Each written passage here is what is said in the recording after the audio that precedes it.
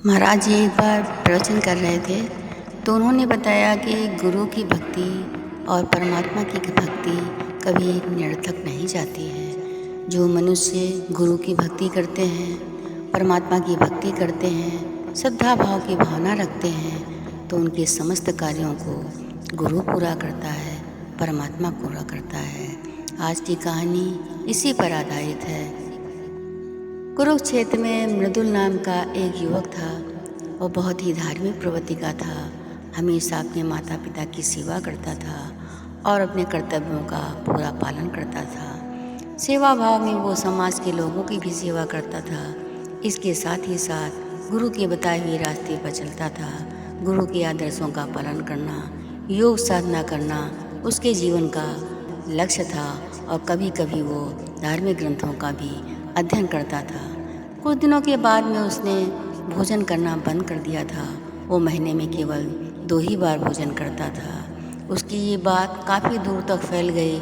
लोगों को इस बात का पता चला तो लोगों को आश्चर्य भी होता था कि महीने में 2 दिन भोजन करना, बाकी दिन सिर्फ पूजन पाठ में ही अपने समय को व्यतीत करना, वो कैसे रहता है।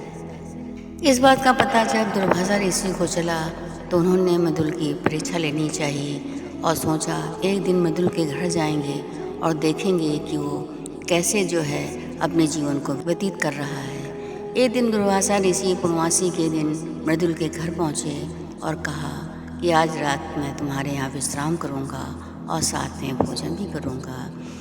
मृदुल ने बड़े प्रेम भाव से दुर्वासा ऋषि को भोजन कराया और उसके बाद उनके सोने की व्यवस्था की। दुर्वासा ऋषि सारा का सारा भोजन चट कर गए और मृदुल को खाने के लिए कुछ भी नहीं बचा। मृदुल ने पानी पिया और चुपचाप सो गया। कुछ दिनों के बाद अमावस्या पड़ी तो फिर दुर्वासा ऋषि आ गए और कहा आज की रात मैं तुम्हारे यहाँ रुकूंगा। मृदुल ने बड़े प्रेम भाव से फिर उनको भोजन कराया और उनके सोने की व्यवस्था की। प्रातःकाल जब दुर्वासा ऋषि जाने लगे तो उनके चरणों में प्रणाम किया और दुर्वासा ऋषि चले गए। इस तरह से 3-4 महीने तक ये कार्यक्रम चलता रहा। एक दिन दुर्वासा ऋषि जब उसके यहाँ भोजन करने पहुँचे और पूर्णमासी को भोजन किया, प्रातःकाल जब उठे तो दुर्वासा ऋषि ने मृदुल से कहा, मृदुल तुम कितने सरल स्वभाव की हो, तुम्हारा हृदय कितना अच्छा है, कितनी भक्ति है परमात्मा के प्रति, कितनी भक्ति है गुरु के प्रति, कितनी श्रद्धा की भावना है मृदुल तुम्हारे अंदर। तुमको बिल्कुल क्रोध नहीं आता। मैं सारा का सारा भोजन चट कर जाता हूँ फिर भी तुम्हें कोई फ़र्क नहीं पड़ता।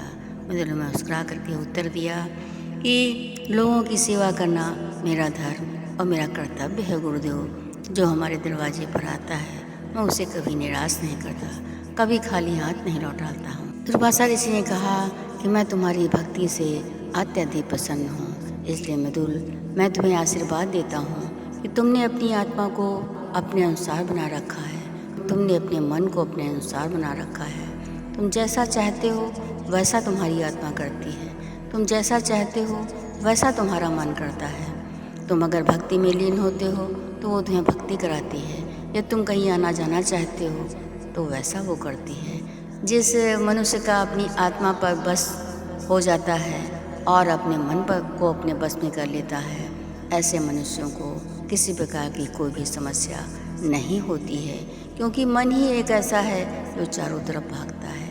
आत्मा एक ऐसी है जो इधर उधर दौड़ती है, लेकिन जो अपने बस में कर लेते हैं वो परमात्मा की प्राप्ति कर लेते हैं। इसलिए मधुर मैं तुम्हें आशीर्वाद देता हूँ कि जिस परम पद की प्राप्ति के लिए तुम इतनी भक्ति कर रहे हो वो परम पद तुम्हें शीघ्र ही प्राप्त हो जाएगा। मेरी बख्शीश, मेरा आशीर्वाद सदैव तुम्हारे साथ रहेगा। इसके बाद दुर्वासा ऋषि अपने आश्रम लौट जाते हैं और मृदुल फिर अपने कार्यक्रम में लग जाता है। उसी तरह से परमात्मा की भक्ति करना, गुरु की भक्ति करना, माता पिता की सेवा करना अपना परम कर्तव्य और परम धर्म समझता था। इसके बाद महाराज जी ने कहा कि संसार में रहने वाले जो भी शिष्य, जो भी भक्त अपने माता पिता की सेवा करते हैं, गुरु की सेवा करते हैं, परमात्मा की भक्ति करते हैं, उनके जीवन में किसी प्रकार का कोई भी कष्ट नहीं होता। नाना प्रकार की बाधाएं उनके जीवन में आती जाती रहती हैं, लेकिन उन सब का समाधान हो जाता है। इसमें कोई भी संदेह नहीं है।